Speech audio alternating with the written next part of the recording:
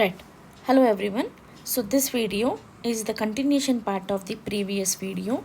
The previous video what we were learned, we were discussed about what is network flow and the capacity of the network flow and the current flow of the network flow. So these are what two things we were defined in the previous video. Now we'll be going to talk about maximum flow problem. Right. What is the aim of this problem? We want maximum flow from source to sink without violating the three properties of flow. The three properties are what? Capacity constraint and skew symmetry, flow conservation. In the maximum flow problem, we want maximum flow to be pulled out of the source and we pushed into the sink without violating these three properties. Now whatever three properties we were discussed in the last video, that will maintain this three in order to pull out the maximum flow from source and to push into the sink. Now we want these three properties to followed at the same time when we pass maximum flow into this flow network. Now, so currently what is the flow of this whole network? Now, to understand that, you have to look at into source. From source, what is the outgoing flow? It is from source to V1 it is having, and from source to V2 it is having. The flow is coming out from source to V1 to V2, and the flow value is what? 2 plus 1 is 3. So the maximum flow of this network is 3. How I have calculated? The maximum flow which is coming out from the source, right? And that is what? 1 and 2. The maximum flow which is came to T is also what? 2 plus 1, it is 3. Now the maximum flow of this network is what? 3. Now, so the question is what? The maximum flow, or is there any scope to increase the flow in this flow network?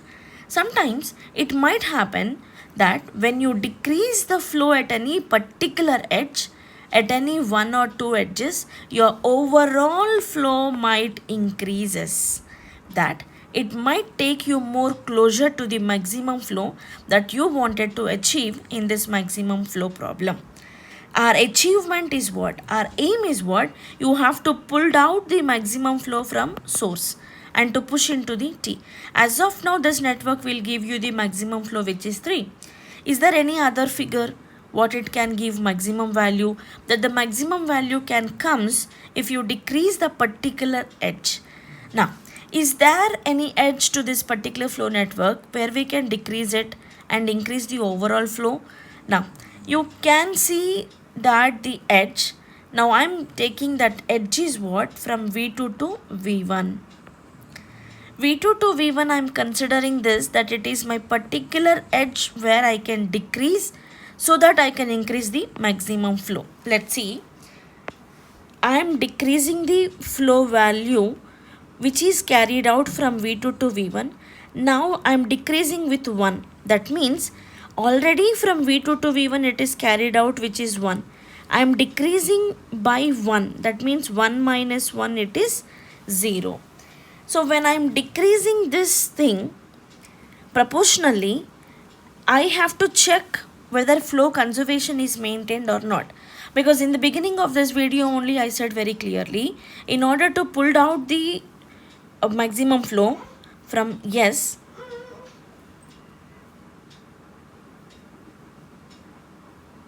has to be maintained, that the outgoing flow should be equal to the incoming flow.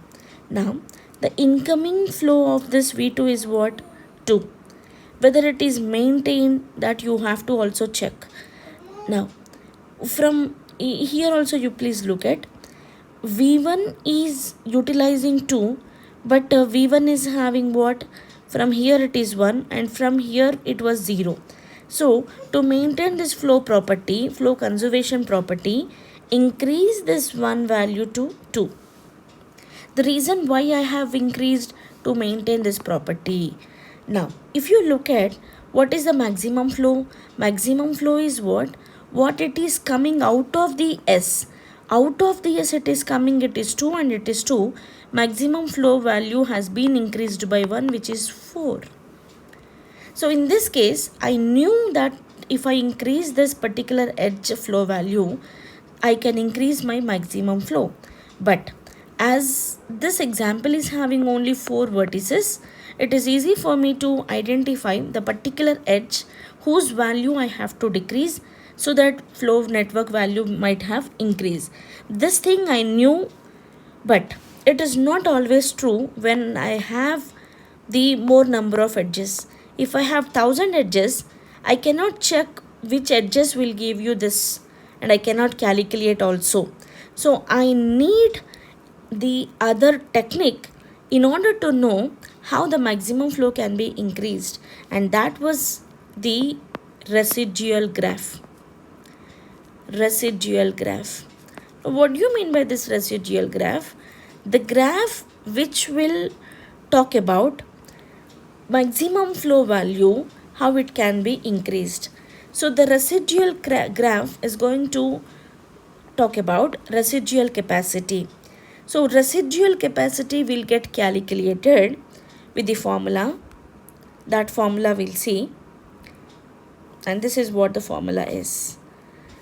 We'll calculate the residual capacity of each edge, and we will be going to find out the augmented path. The path, if it is existed to T from S, and this path will tell you what is the bottleneck capacity. That means what is the value which can be increased the maximum flow. Augmented path will give you that.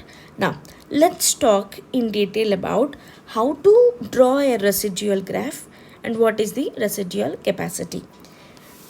So residual graph is what? Here also we will be maintaining those 3 properties. Wherever I am showing the graph is having a capacity and flow in the flow network, there it has to maintain those 3 properties, which are capacity, skew symmetry and flow conservation. Now let's look at the residual graph. Residual graph will be having a residual capacity.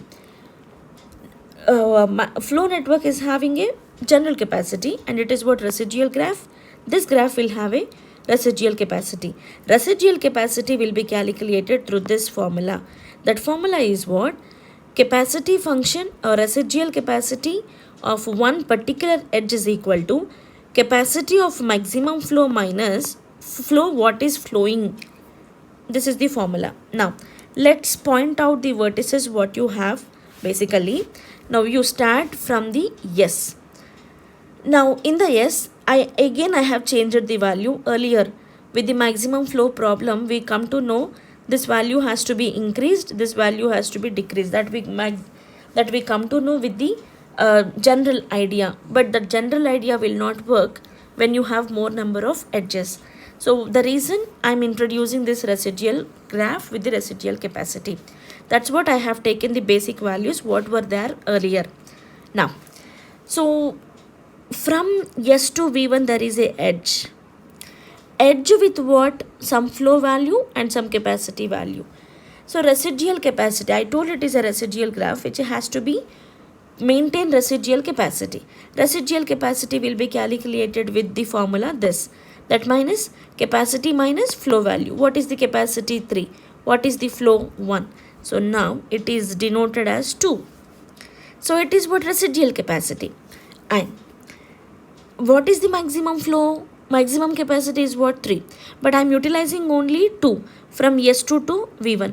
So there is another path which is existed from V1 to S, which is utilizing the 1. Now the maximum capacity of this maximum capacity of this network is what? 3.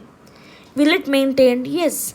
So in this path it is 2. In this path it is 2. In this path it is 1.